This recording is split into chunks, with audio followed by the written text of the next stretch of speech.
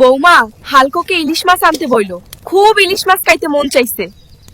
ইলিশ মাছের খুব দাম, এখন টাকা নাই। ও গো, শুনছো? যাও বাজার করে আনো।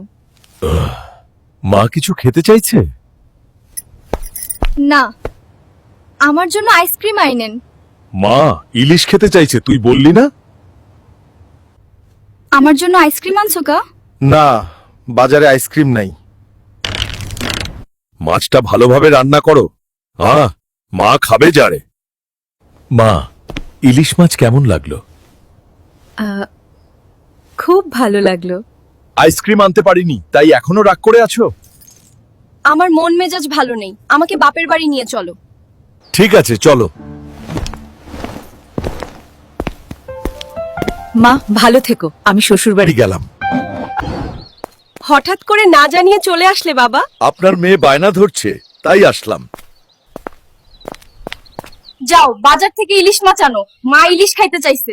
আচ্ছা ঠিক আছে, ব্যাগ দাও। ইলিশ না এনে তুমি পুঁটি মাছ কেন আনছো? বাজারে ইলিশ মাছ নাই।